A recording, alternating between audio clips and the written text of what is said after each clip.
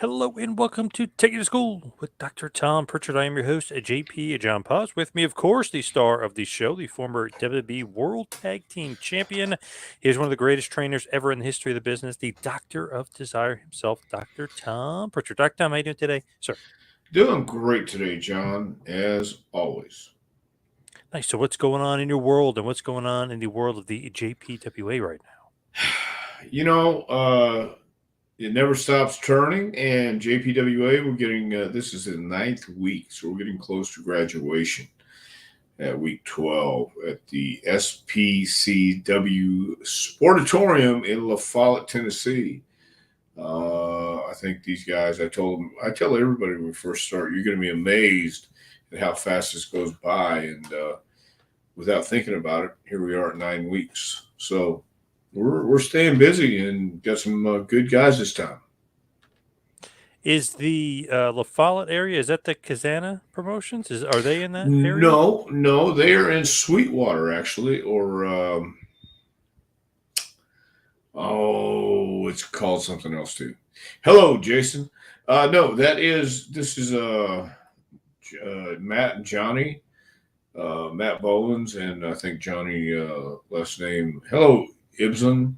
Hello. I'll tell the best trainer in the world hello for you. But anyway, no, it's not the Kazana Promotions. Kazana is in Decatur and Sweetwater.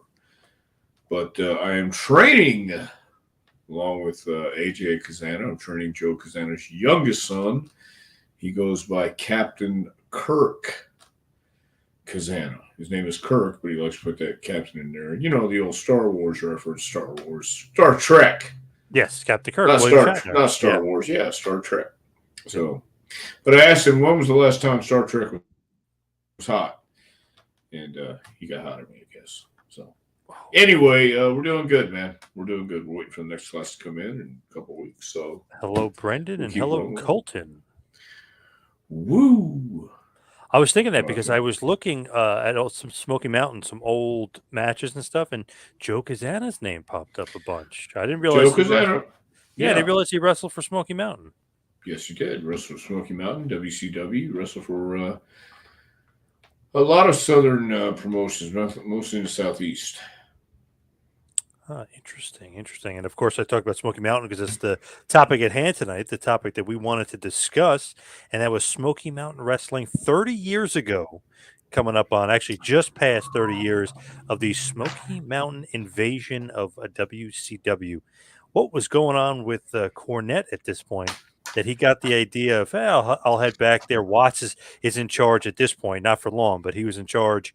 And then he's going to jump, and they're going to do the first that I've heard of, the first that I know of, the invasion angle. Well, I think that all went back to Watts. I think that went back to the relationship Jim and Bill Watts had from Louisiana. So, Smoky Mountain was a great place to go. It came along way too late. I mean, the business was changing, the territories were going away, and when Jim came for WCW to Knoxville, this is a unique spot because they still want to watch wrestling and all that good stuff.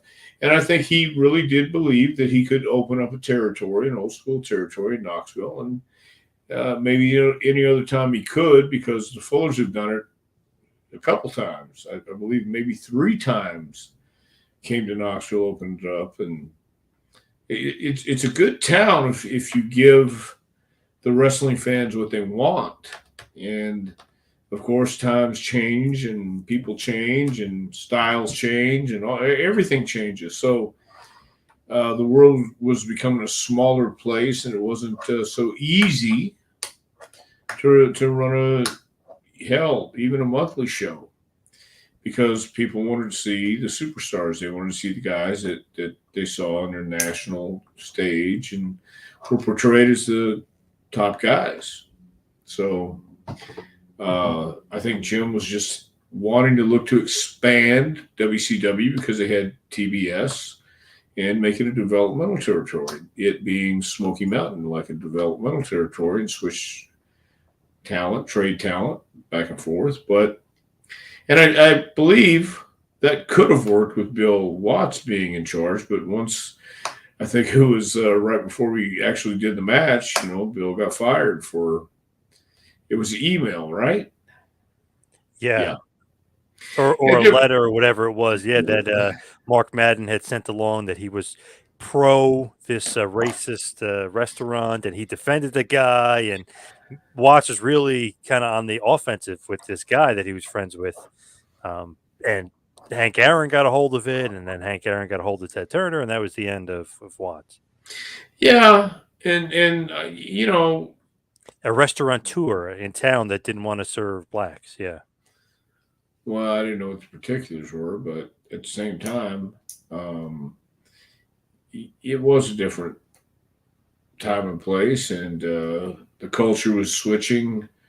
Uh, the culture. Let me say this: I think Bill Watts lived under his own culture, under his own rules, and when you go work for somebody else, then you find out it's a a whole new world out there. So, Yep. yeah, what happens happens. Or I think Doris Day. I'm not sure you remember Doris Day, but Que Sera Sera. Yeah, Yes. Whatever will sure. be, will be. Oh, Uh, you know Doris, of course. Who could yeah. help but love Doris? Um, Ibsen wants to know what was Corny's opinion on the USWA at this point. I think at this point too, he's looking for the same thing.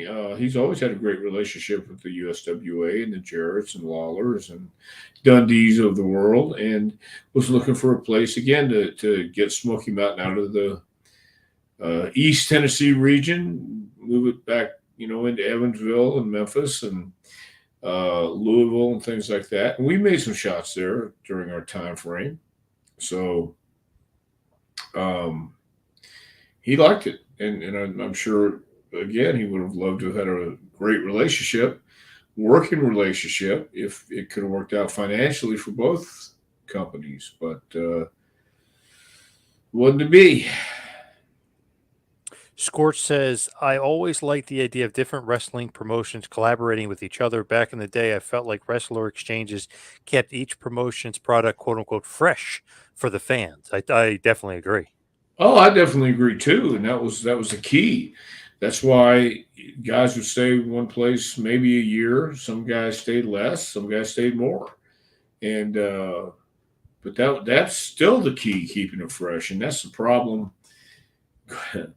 I know we're not talking about this, but I have to say one of the deals that a big difference between the PC and FCW was FCW was on a station that really nobody nobody was watching, and that was the intent, to not get everybody on a national platform right away until they're ready. And that was, but you still had the opportunity to work TV and get that experience under your belt. So you're not really getting let's say altogether fresh new talent when the guys from NXT move up to the main roster, because they've already been seen by the national audience or worldwide audience. So the developmental system was designed originally to not expose them to a national or global audience until they're ready. And that kind of helped keep things fresh for a while. But I agree. Exchanging talent it was always a good idea. Just give somebody a break. Mike D. Hello, Mike D. Mike? Uh-oh, it's Barbara. Hey, Dr. Tom, good to see you. Sorry I'm late. Barbara, we waited for you. We were on tonight. I'm coming back. I'm like now it's about 45 minutes to an hour depending on traffic from Knoxville to La Follette from my house. So some nights are good. Sometimes I get out early. Sometimes I get out late. So it's going to be different times, man. And there might be there will be some times where I'm going to have to miss because our schedule is getting crazy. My schedule is getting crazy. Let me say that. Bo, Dr. John, did you have your banana pudding shake?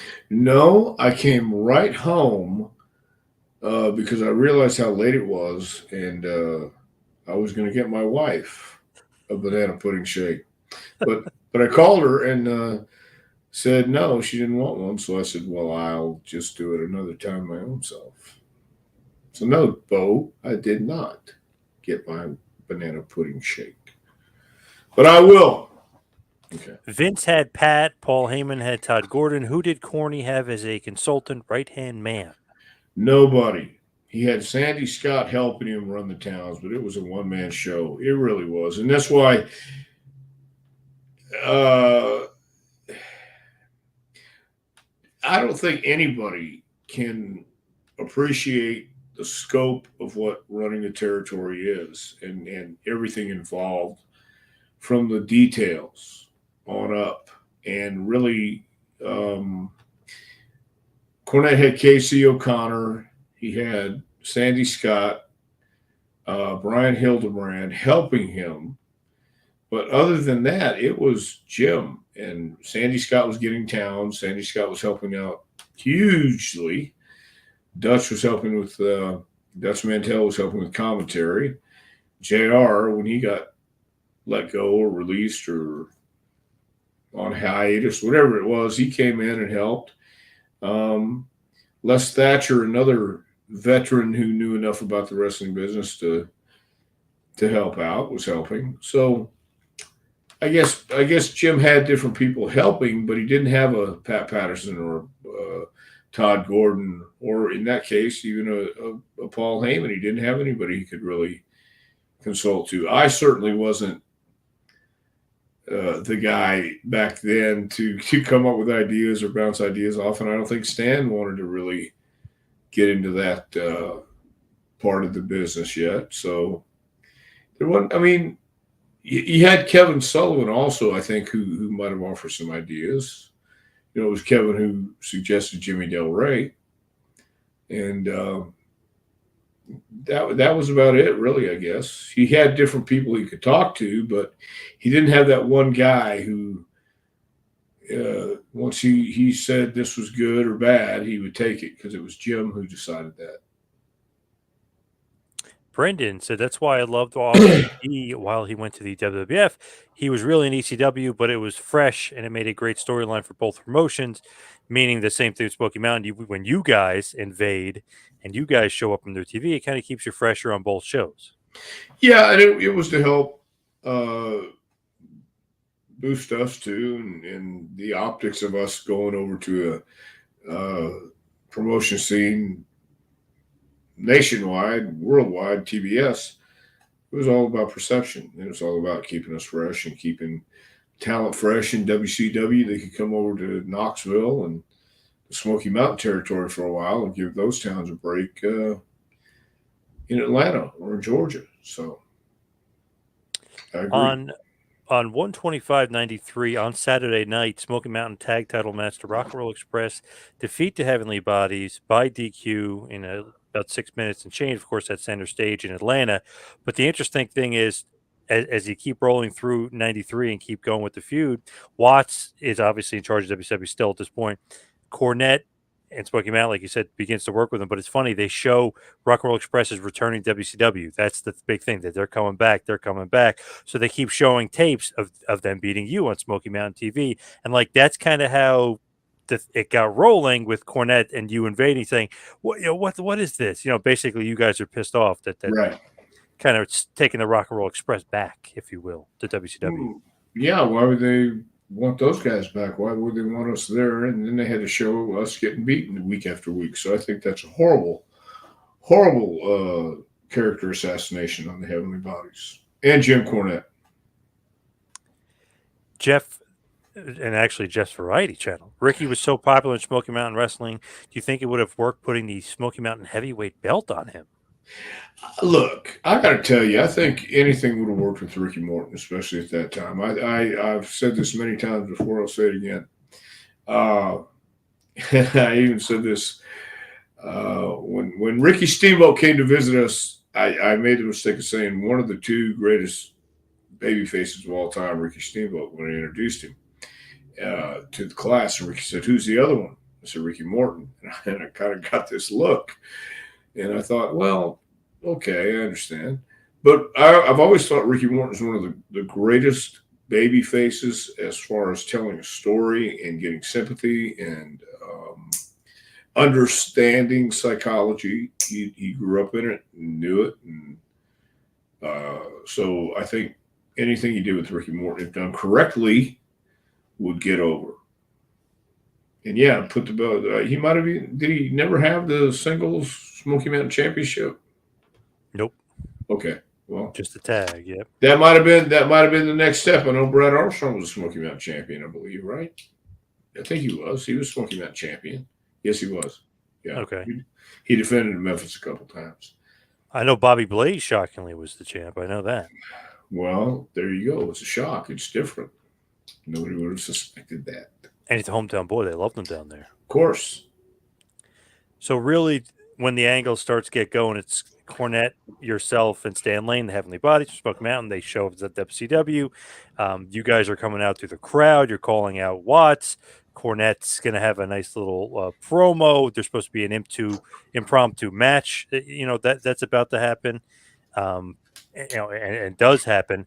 But the thing is that when Cornette says all this anti-WCW stuff, it all comes out. He says it. He's allowed to say it, but then all of it doesn't air, and that's kind of a problem. So they don't actually air everything that Cornette said. What's the reasoning? Was it too was it too inside baseball? What was the reason? Well, no one ever came to me and explained what the reason actually was, but I have my own guess, and I think it was because Cornette hit so hard and hit him where it hurt. And some people, I know it may sound petty, and I know petty is never something that happens in wrestling. Nobody's ever petty in professional wrestling. So, but this one time and one time only, somebody was so petty to take and edit things that might have hit a little too close to the bone and too close to the personal issues at hand. And looking back on it, why wouldn't you want to have somebody talking like that? But it was WCW business as usual, I guess. And getting rid of Watts told us that there was, if we wanted to continue to come back, there would be kind of the same stuff going on as it was before, and that was the last thing Jim Cornette wanted. And then that leads to your tag match with the Rocco Express that you finish. But this all kind of happens on the same taping. But it's just interesting to note that Cornette says all this great stuff and then, then you go back and watch it, and it's not exactly what was on the original tape, if you will. Like you said, somebody maybe thought it hit a little too close to home. They edited it out. Maybe they weren't a part of the angle because Watts is going to be gone right after this, so that could play a part of it too. That they don't know what the hell's going on with the angle because they weren't originally clued into it. Yeah, I don't think the only people who knew about it was the people who needed to know about it. And I don't know. I'm not sure how far that went up. Obviously JR knew about it and the announcers, but whoever else needed to know about it didn't. They knew. So the other guys who didn't probably thought, well, we'll just fix his wagon right now.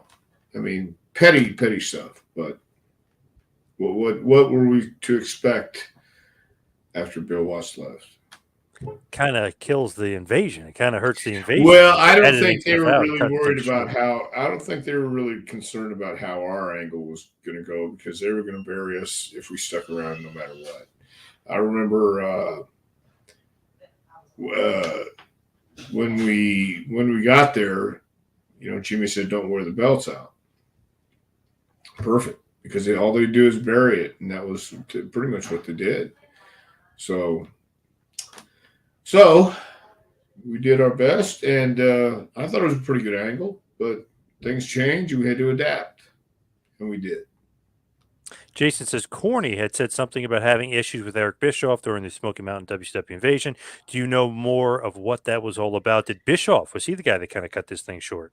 It could have been, but I don't recall being told that, and I was I was so uninterested in in those maneuverings, if you will. It was such a cluster, and I knew what Jim had been through. The reason he left was because of the bullshit in WCW before, and what would be any difference now that. And I've never not got along with Eric Bischoff, but I never worked for him either. I've only seen Eric in a couple of different places, and we've been cordial and talked, and I have nothing bad to say about Eric Bischoff. He's always been seemed like a he seemed like a guy I could have a conversation with over a beer or a Coke or whatever you wanted. But but you got to remember, I think they messed with Jim Cornette because Jim was passionate about his business and about his dealings in wrestling, and I believe they were trying to bury the Midnight Express. They're trying to bury Cornette, and Jimmy knew it. They all knew it, and for whatever reason, he and Bischoff just didn't see eye to eye. Seemed like Bischoff gets put in place. That wasn't his idea. He didn't know what was going on, and he just didn't want to, I guess, be a part of it. But the funny thing is, Cornette had the footage at Smoky Mountain, the full footage of what he said. So he was able to play in Smoky Mountain. You're able to see the whole thing. And it's funny when you go to the WCW, it's like, wow, this is a sanitized version of what Cornette said. What the hell? Yeah, but how many people actually went to Smoky Mountain in WCW? So WCW probably got the bigger audience, and they heard that version. So we've got sanitized wherever we go. Barbara says, "Hope your cold is better." It's better, but I still have stuffed up sinuses. I do. Terry says, "Love you, Dr. Tom." Look at that. Nice. Awesome, Terry. Thank you. And there's a bunch of other awesome questions on here that I will get to. One is very funny from Charles. From Charles. I will get to that later because it has nothing to do with Smoky Mountain. But we'll definitely get to everybody's question because there's a good one in there that I'm very curious about from Charles. So we'll get to that in a minute. But Ibsen, did the territory, Smoky Mountain, did they have a power plant that was known? Did they have somewhere for the guys to train in Smoky Mountain? No. And once again, you got to remember, many years ago, there weren't a lot of wrestling schools around. There was Tony Santos Wrestling School up in Boston that everybody trained at, from Les Thatcher to Dusty Rhodes. Guys back then, if you wanted to train, you had to find somebody who would train you. Buddy Fuller had a ring in his barn, and you would work on the farm all day. Then at night they'd get you in the ring and stretch you and all this other crap. And but during our time with the territories, it was on the job training more than not. I do remember in San Antonio when I came back from California, Hercules Hernandez had just come in. Manny Fernandez was there. Chava was there. And Manny wanted to take Herc and myself down to the ring in the Junction that was always set up. And we worked out there a couple times, but nothing like a power plant or a PC, anything like that. It didn't exist until later on. And the first one, I think, was a power plant in WCW when they did something like that. But the goal, I think, for the power plant was just to blow these guys up and try and make them quit. What we were trying to do when it first started in WWE was see if they actually had any talent or had the capacity to learn, and that was the goal. Barbara wants to know if you're really the older brother. Bruce looks so much older than you. She wanted to throw that out there. Well, yeah, unfortunately, I am the older brother, but wiser, older and wiser. No. I'm older and wiser now than I was. Obviously, I'm older and wiser than I was yesterday, but doesn't mean I'm going to be smarter. But he is the younger, wiser brother. I will say that. Hi there from Lee. Lee? Hello. Colton, since why the question being ignored, the non-Smoky Mountain questions will be answered. I promise, Colton. We will get to them. But right now, I just wanted to finish up He the must have Smoky a Mountain burning story. desire. He must have a Yes, burning yes, question. yes. Okay, so don't forget that, John. Sticking on topic with Smoky Mountain, of course. Jeff says, "What was the fallout of Cornette and Tim Horner?" Honestly, I don't know. I wasn't privy to that either, but I think it was probably a matter of, and this is just pure speculation on my part, but I think Tim being from Morristown or being a part, I know he was a part when they were gathering all the things they needed to gather before it's opened. I think Tim played a big part in that. And whatever happened for the fallout, it could be a simple miscommunication. It could just be that Tim assumed one thing and Jim had other plans, and that happens too all the time. You assume you're going to do something and get rewarded whatever you believe is going to be your reward, whether it's you get to be the champion, you get to run these shows. I don't know, but I know that's two distinct personalities that could clash if you're not careful. Con Cortez says, "Is this the feud where Corny had the nosebleed?" Not that I remember. Well, the angle was with Rock and Roll Express, where he's talking about, and he But it has wasn't the invasion, was it? wasn't Wasn't the a part of it. invasion. No, I don't think it was the invasion. It is interesting to note that you guys do come back for a TV tape. I know we talked about this a while ago, a long time ago. It was a part of a worldwide TV taping in Gainesville, Georgia on 2/9/93. Steamboat, Shane Douglas, and the Rock and Roll Express versus the Heavenly Bodies, obviously you and Stan Lane, and Flying Brian Pillman and Stone Cold Stunning Steve Austin. Match goes 10 minutes and goes to a double DQ. Man, what an 8-man tag. Holy crap. I got to get my hands on that one.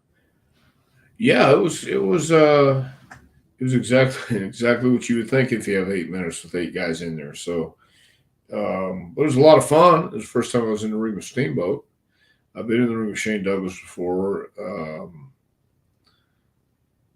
And first time I'd been in the ring with Steve before too, tagging up. But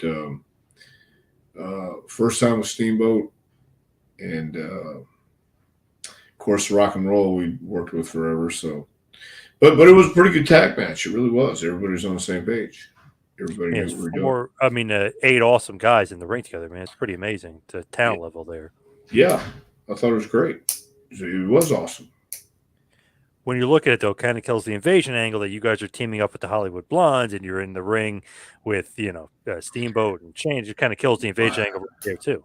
Well, I think what the way I envisioned the invasion, let's say that 5 times, Yeah, right. angle was coming in mainly against Watts and the Babyface and the good guys in rock and roll because they were pushing rock and roll and coming in, you're plugging these guys by showing them beating us. Well, so I think that was mainly how it started. And I think teaming with guys like Austin and Pillman as heels kind of had the same mindset, and they were against the establishment just as much as we were. So I don't know if it's that weird. So basically, the invasion angle is killed. Then the pay-per-view happens, Super Brawl 3. Big pay-per-view, awesome show. We talked about this, go back in the archives. 2/21/93, Super Brawl 3 from Asheville Civic Center, Asheville, North Carolina. The Rock and Roll Express defeat the Heavenly Bodies by DQ in 13 minutes. That is the good match that you guys had in 1993 against the Rock and Roll Express. No, the they bad didn't. one Well, go ahead. The bad one, what? the bad one that you always say was Survivor Series 93. That was not great. Well, it was a good match to the people from the South. It's you people from the North. Hey, I like both. I know, but all I was going to say, the Rock and Roll didn't beat us by disqualification in Asheville. They beat me. They won the match. Right. Okay. Yep. So they won the DQ, and they wanted to make sure they beat us like a drum. So we just did it our way. But it was That fun. is true, though. Yeah. The crowd in Boston, for some reason, a lot different. North Carolina, I mean, they ate that match up. That match is awesome. They loved it, but the Boston Yeah. crowd for Survivor Series did not. Listen, we've talked about this before, and I get it. And even in the Garden, Vladimir used to give us so much shit. Uh, on Remember the that front guy? row. Oh, I remember Yeah, that guy. and Yeah, Ringside sure. Charlie. Yeah, ringside, whatever. And so they let you know if they liked you or not, or cared about you or not. They obviously didn't. So that's okay. I mean, I get it. Not everybody can be uh, the Midnight Express or Shawn Michaels, Bret Hart, Hulk Hogan, Andre the Giant. So you got to find your niche and hang on to it, I guess. But yes, the North and South is a real thing when it comes to wrestling. Whose idea was it for Survivor Series 93 against Rock and Roll Express to have it happen on pay per view and not a random Raw? Did Cornette need the money for the promotion? Well, the whole thing was that, right? Wasn't it that Cornette was trying to work at WCW, didn't work? Then he decided to work with WWF, and obviously he was the manager for Yokozuna, the American. Right. No, Survivor Series 93 was to put us on the card. We were going to be doing an angle and working with switching and trading talent back and forth. And it worked for a little bit until Smoky Mountain closed down. Had nothing to do. Well, of course, did Cornette need money for the promotion? Well, it was being bankrolled, but at the same time, yeah, you need money. You need to sustain, and you can't keep losing money in running. So, yeah, the more money you make, the better. Barbara says, how is it when musical people like Rick Rubin, like you mentioned, who was bankrolling Smoky Mountain, and Billy Corgan run wrestling organizations? Do you think they have a lot of input, or they let the wrestling people run it? Thank you. I believe they have their input as well as they should because it's their money and it's their vision. Um, I know Billy Corgan especially will let the wrestling people run it, but if he has an idea, he has an idea, and it's his company. The NWA, no matter what you think of it, no matter where it is in the world these days, um, you have to have a vision, and then you have to have people who can carry out your vision. But I've I think it's great when you have people come in and want to try and help and want to try and make wrestling what they fell in love with. And if you can do that and make money at it, great. But both Rick Rubin and Billy Corgan had a vision, wanted to dabble, and found wrestling people that they like and trust to put their vision in action. And I've liked it both times. I'm liking it right now with the NWA. I think the NWA is certainly giving guys and gals a platform, and they're looking to give people opportunities, and so that's all I'll say about that. Rio Sonic. I couldn't help but notice how much the Rockers imitated the Rock and Roll Express in the way that they sold for their heel opponent and elicited sympathy from the fans. What do you think about that, Rockers and Rock and Roll Express? Well, Shawn Michaels was just breaking in when Ricky and Robert and Bobby and Dennis were hot in Louisiana. So, of course, Shawn Michaels is going to watch the greats who came up around, who he came up around, uh, and studied people like that. And again, Ricky Morton is one of the greatest baby faces of all time. And if you can't watch that and learn, then you're missing the boat, especially as a babyface. And that's a case study. That's some of the stuff I will tell young baby faces to watch is a young Ricky Morton. Watch his fire, watch him sell up, watch him always fight back, and make the heel cut him off and get some heat. So I think it makes perfect sense to me. Sean would definitely want to emulate Ricky. Oh, it says the full segment was played in syndication on Smoky Mountain Wrestling, heavily edited on TBS, which obviously was where the most eyes saw it. As Well, far as other the than that, invasion and the yeah, Cornette promo.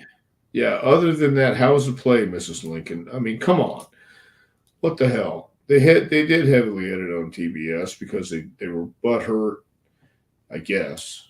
But what are you gonna do in the corporate world? Charles, this is a serious question before we get to his great question Okay. in a little bit. Was there a solid recommended Smoky Mountain Wrestling documentary or a DVD released on Smoky Mountain? I don't know about a documentary, but or I think I don't know if there's a solid recommended Smoky Mountain documentary. I know there's a couple documentaries out there about Smoky Mountain. Some are accurate, some aren't. But whoever did them, some are severely off base, some are only just slightly off base, and then some are like, eh. So I don't think there's a solid recommended documentary. Documentary. Thank you, or a documentary. That's like an ambulance. Come on, Yeah. this is an ambulance. The hell? Yeah. It's a little southern there for you. Very southern. Jeff's got a good question. How come Jimmy Valiant wasn't in Smoky Mountain? He was doing a lot of indies at the time. He would have been great for the territory. I don't know. Maybe it was a money thing. Maybe it was a health thing. Maybe it was one of those things that he just wasn't available. Maybe he was doing other indies that were going to pay him a lot more. Handsome could pick and choose. Handsome can probably still pick and choose. That's a Bob James question. That's the King of Kingsport. Yeah, Bo, come on, step up. Bo, why the hell wasn't Jimmy Valiant? Why didn't Valiant do any daggone Smoky Mountain shows? But he knows, and he won't reveal it, but he knows. Yeah, well, he'll call him and ask him. Yeah, I had great memories too, by the way. So thank you for the memories. Smoky Mountain was an awesome place to work. Were the wrestlers aware of Rick Rubin's involvement? Yes, everybody was aware of Rick Rubin's involvement. Hello, how are you doing from Yesenia? Is it Yesenia? I'm doing great. I'm doing tremendous. I'm trying to find out why Bo James hasn't answered us about Jimmy Valiant. Yeah, he's definitely, for a reason, he's hiding that for some reason. I think it is. But as far as, before I get to these other great questions that are just randomly here, they're all over the place, so they're just random just to get you. Just wanted to put a little bow on it. Not Bo James. You want to put a bow on it, though. Yeah, see? Okay. On the invasion angle, it ended like a fart in church. It did not end well at all. It could have been awesome with the first ever. Hey, had it been successful, who knows? Maybe the NWO never happens. Who knows? If is a middle word in life, and we'll never know. But it did end like a fart in church. It was. I don't know how else it could have ended because there was some. Are you ready? Are you ready for this? Sure. Oh, sorry to cut you off. I didn't know if you were. No, I was just going to say, I think when you have bombastic personalities like Jim Cornette and Bill Watts with corporate people who, my experience with corporate America is, I don't know. That's why I'm here, I guess. So, but it did, and it didn't end well. Bo James. Handsome Jimmy Valiant was booked 4 or 5 nights a week, regular in the old Mid-Atlantic and Tennessee areas. No pressure, making a great living. I was with him most of that time. So you held him back. Yeah, so you stopped him from coming to Smoky Mountain. Okay, just want to make sure. I'll tell Jim. He was asking about me. Yeah, that's cool. You held him back. Was Cornette against? Cornette against booking Bo James for Smoky Mountain? I don't know. I don't know if he did or not. I don't know if he was or not. I don't know why he would be. I think he likes Bo James. But then again, I couldn't be sure. Bo can be very unlikable at times. Yeah. Yep. It could have been one of those times where he's hanging out with Hanson being very unlikable. All right, we got some random questions here. These are just off the wall fan questions, Q&A style.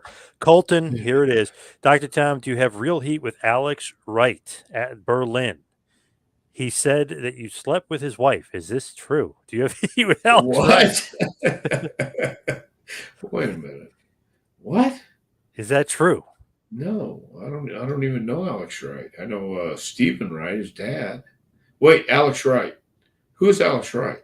The wrestler, Alex Wright from WCW. His dad was Yeah, Steve Wright. Yep. Yep. yeah. Steve Wright was his Yeah. dad. Yep. I Do you never, have I heat with never him? met. I never even met Alex. He Sure said as he has hell. heat with you in real life. Is He's that such a true? good guy. Why would he have real life talk to him? Yeah, I have no idea. I think that's you know, somebody told me a story, and I won't mention any names, but it was about some other wrestler who pulled a gun on me, and I ran out of a restaurant, and that never happened.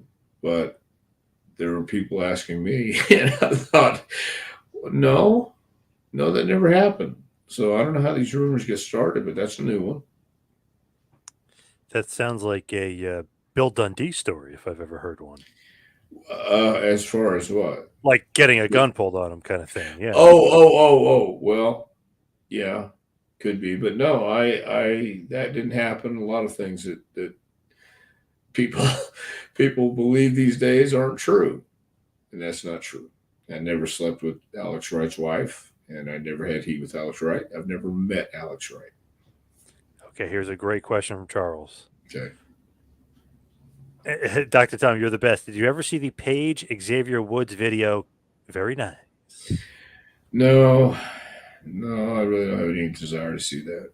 That was look, man. You had a bunch of kids in Florida, and it just they're kids.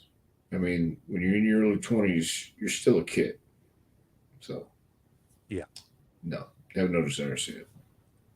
Are you familiar? Follow up. Are you familiar with Brad Maddox and his pickle plunging? Are you familiar with Brad Maddox at all? I know Brad, but yeah, I don't know the pickle plunging. No. Ibsen wanted to say rest in peace to Davy Boy Smith's father, who passed away this week. Oh, wow. Okay.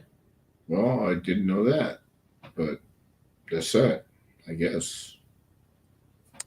From Robbie Sand, hey Tom, who's the most down to earth wrestler you've ever met? Brad Armstrong. Good point. From Yeah. Richard Robles, Tom Prichard, do you want to be the Impact Wrestling general manager? Wow. Is he Not giving you the no, job? but hell no. Okay. I don't. I don't want to be anybody's general manager. I'm good. From I John like what Perry. I'm doing. Go ahead. From John Perry. Hi, Dr. Tom. How are you? Do you think the WWE should bring back the gimmick battle royal for WrestleMania? Yeah, I do. I sure do. I think you should. I think they should. It'd be awesome. From Fire Maskell. Tom, any knowledge of a wrestler, Mr. Mister? He tagged with Bill Irwin in the early 90s in Dallas. No info on him online at all. No, actually, I know Mr. Mister is a band, but no, I don't have any information or any knowledge of that. And if it was only a couple times and there's no information on him, he probably wasn't that important. From Joseph M. Did you ever fart during a high spot? I fart during all my spots, Mike whether it's D. a high spot or not. Yeah. Mike D, are you friends with Bob Holly? Well, it asks if I'm close friends with Bob Holly. Close No, friends. I don't know if we're close friends, but yeah, I was friends with Bob Holly. I like Bob. Mike D says also, do you think the Powers of Pain or Orient Express will go into the Hall of Fame? It depends who's choosing. I think the Powers of Pain certainly, well, would deserve a spot in somebody's Hall of Fame, and maybe even the Orient Express. But it's a matter of who's choosing, what the criteria is. I mean, I think we went over this before. What is the criteria? Who knows? Yeah, who knows? So I mean, whoever's thinking about it and choosing and figuring out after you make out a list of people who aren't in the Hall of Fame and And they go, yep, yep, no, no. So just depends. From Sam, is WWE going to sell to Saudi Arabia, or is Tony Khan going to buy it? I just don't see it being sold to Saudi Arabia. That to me, just my inclination and my gut feeling when I hear stuff like that, it doesn't sound right. It doesn't sound plausible. Then I look at the live golf gimmick, Yep. and anything is possible, but uh, I don't see it. But that doesn't mean it won't happen. From Tony Rotten, did you ever wrestle Eddie Crawford? I don't believe I have. I don't know. Wait, is that Snowman? I don't know if it was. No, I don't. Good question. I'm Crawford. not sure. It might have been because it was Snowman. I think I worked with Snowman a couple times in Memphis, but I don't Really know. interesting. Yeah. Well, now let me take that back because I knew the Snowman in Memphis, and but I think we did work a couple times, but I don't know who Eddie Crawford is. Long story short, said I like the Powers of Pain, but Demolition isn't even in the Hall of Fame. Good Yeah, point. Good point. yeah, it's a very good point. I think Demolition deserves to be in the Hall of Fame. But there it goes again. Who's picking? Who's choosing? Who's deciding? And that could be that is the deciding factor. Who decides? Terry Donahue is asking if Dickie Slater is still around. He is not, No, unfortunately. he passed away how many years ago now? At least 10. I was going to say 12, probably, right? Wasn't it Yeah, around 2010 ish? maybe so. Yeah. Barbara was saying, speaking of Dick Slater, how tough was he? Well, I tell the story of Evan Johnson from Minnesota. Paul Bosch had a 3-day tournament for his 50th year in wrestling or something like that. He was a And legit wrestler, right, Evan? yeah, legit wrestler, amateur wrestler. And I wrote about this when I had my website. And his daughters were looking up his name, and he sent me some email saying I was wrong about this incident that happened. Well, no, I'm not wrong, Evan. If you're listening now, I'm still not wrong because I was there. We were in Houston, and Slater was the booker. And I always got along with Dick Slater because why wouldn't you? Because he'll kill you if you don't. Yeah. Yeah. So Yeah, X Sting. Yeah. yeah, yeah, and so we're there on the first night, Friday night, and Paul is flown in people from all over the country, different territories and stuff like that. And Evan is one of them. So Dickie books himself to work with Evan Johnson because he's supposed to be this green kid, shooter, whatever it is. And they go out in the ring, and Evan doesn't understand, won't cooperate with Dickie. So Evan takes him down this amateur stuff, and watching it back on TV, you could see the frustration in Slater's eyes, and just see him get hot and just end the match like 3 minutes in. And Dickie comes back to the locker room first, and you can see he's pissed. None of us saw it live. We were all in the dressing room. It was a hockey dressing room, and had no lockers in it, just the little spaces you put your stuff. But as Evan comes through the door, Dickie says, "What the hell was that out there?" He says, "You tried to eat me up out there." And Slater says, "I'm going to eat you up in here." As Slater nailed him into one of the open spaces, grabbed him in a titty twister. Slater titty twisted old Evan, and that's a tough hold, man. And it was myself and Manny Fernandez and Chavo Guerrero, the closest to the door, and all three of us pulled Slater off of Evan.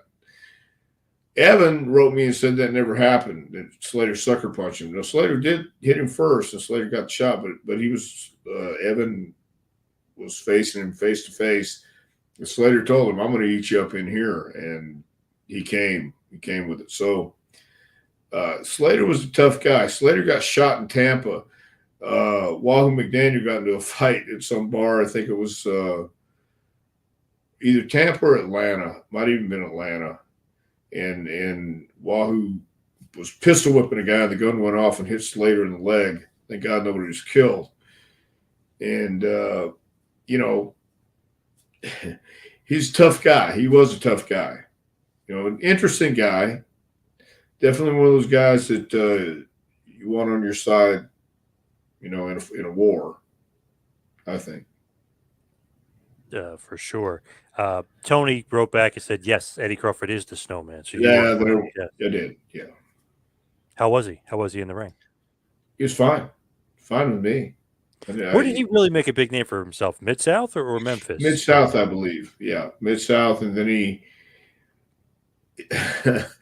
he went to Memphis, and I think what happens to a lot of guys happened to him, just too much too soon, and you know, better to burn out than fade away, I guess. Do you like that nickname for promoters? If the promoter is being called a Snowman by a Well, group of after I individuals, saw the Elvis movie, yeah, I thought it was very apropos. did You you know, did you see that with Ariel Helwani and Tony Khan? Did you see that? see what? Ariel Helwani, that was his nickname for Tony Khan. He was calling him the Snowman. Oh, is it? Yeah. Oh, I didn't know that. Yeah. Well, he probably got it from the movie with Elvis. Have you seen the Elvis movie? No, I got to see that though. I have You got HBO, it. so I got to check that out. Yeah, it looks You awesome.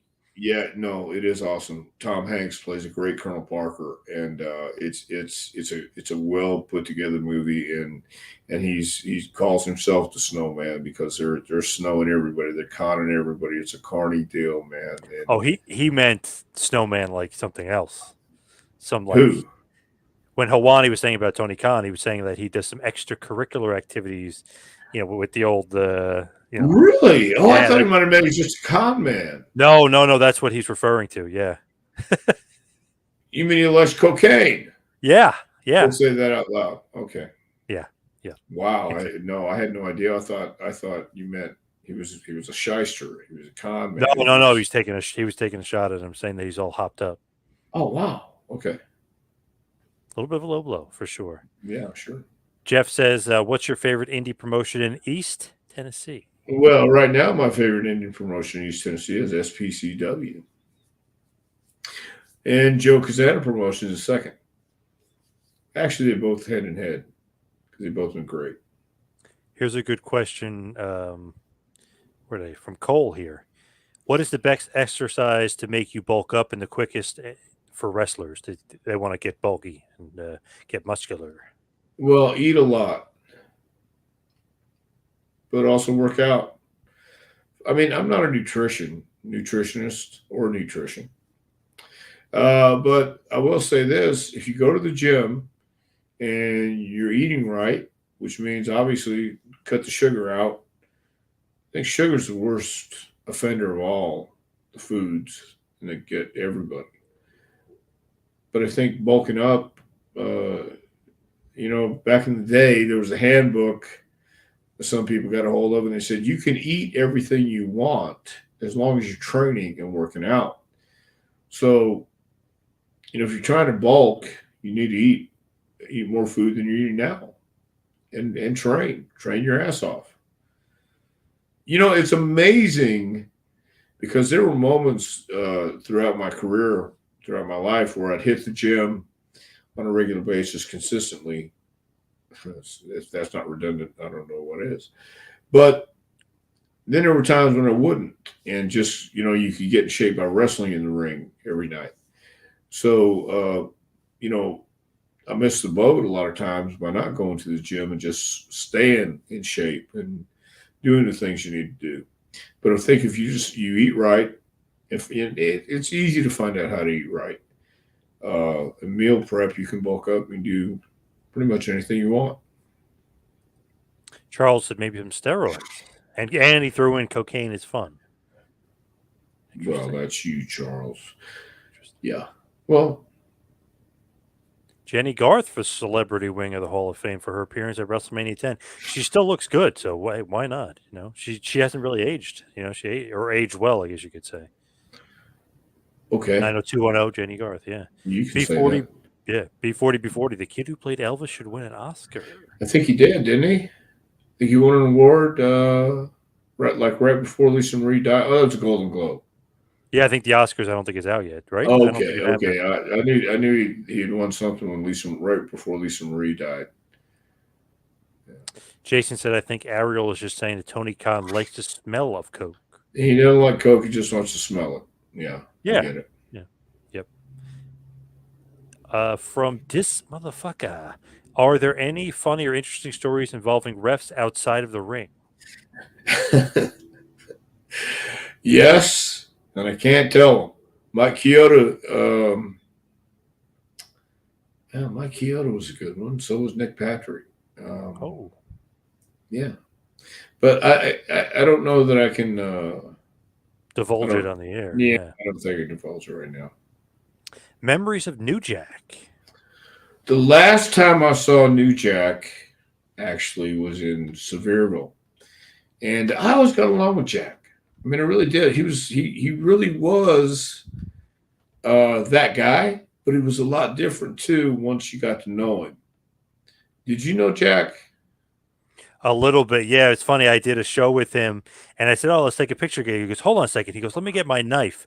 So he gets this huge freaking knife, and he holds it up to my throat, and he's like, "All right, good picture, right?" I'm like, "Yeah, I wasn't expecting that." I'm like, "What the Right. hell did I?" But super nice guy though. Like away Yeah. from taking pictures, and all, super cool guy, and Right. We actually was like a kind of a big fan of the business, like more so than I would have believed. No, he was. Yeah, but we took him. I took him after the show in Sevierville. We went and had some drinks and talked, and uh, I we it's one of those things where you can see somebody that you haven't seen in 15 years, and it's like you just saw him yesterday, and you go to the bar and you're talking, and it's about absolutely nothing and everything all at the same time. And that's how it was. You know, he had his Long Island iced tea, and then he had a beer. Yeah, a mug full of beer too. So he had his iced tea and beer, or I forgot what he was drinking. It might have been vodka and cranberry juice. Come to think of it, so you know, so that hadn't changed. But we had a nice time. I mean, he was cool as ever, and like I said, I couldn't remember what we talked about except it was everything and nothing all at the same time. Barbara wants to know, how do you teach those bumps that he took? You don't. That's one of those things you either have or you don't. Yeah, how do you teach McFoley? Yeah, you can't. It's like how are you? Ask somebody how are you so creative? Well, it's like asking a bird how do you fly. You just do. It's one of those things you either have it or you don't. And some guys can bump and some guys can't. Some guys can take those crazy bumps and some guys can't. But even the guys who can take the crazy bumps will feel it the rest of their lives. And Mick is definitely feeling it. He's not walking around too good. Right, right. So I don't know. And Slim says, Tom is the only one to respond to me as far as wrestling, and I appreciate that. Wow, Slim. Well, I don't think that's your real name, Slim, but I'm glad I did. B40. My brother had to ref an indie match with New Jack. He was terrified. He got me and three of my cop buddies 4 front row tickets just in case. So he was terrified that he had to ref the match with New Jack. Well, maybe he should rethink his place in the business. I mean, you know, it's a work. Jack knew it was a work, but he thought shoot, and that was why he was so great at what he did. He was authentic. But when you have people who are so scared that they're not sure what's what, well, then maybe they ought to rethink what they're doing. Barbara, please tell us where we can get the book from the future Hall of Famer, Dr. Tom. That's Outstanding. Well, you great can book. get that book right there that you're holding in your hands at jpwrestlingacademy.com. Go to the top tab, click on training, and that will come up on the front page. And it's a book of suggestions, drills, and ideas and thoughts and comments. So jpwrestlingacademy.com. you can get the book and also find out when we are starting our next class. Thank you, Barbara. Thank you, Jason. You can follow me on Twitter and Instagram at 2Man Power Trip. Check out the website, tmptempire.com. Of course, follow Dr. Tom on Twitter at Dr. Tom Prichard. Dr. Tom, anything else going on? No, we're just finishing up our winter session of JPWA in a couple weeks, and everybody's working hard, and we're about to have our graduation March 25th. Everything is looking up. Thank you, Barbara. Thank you, Jason. Thank you, everybody out there. We'll see you right back here next week for a little Take You to School with Dr. Tom Prichard. We'll see you next week, folks.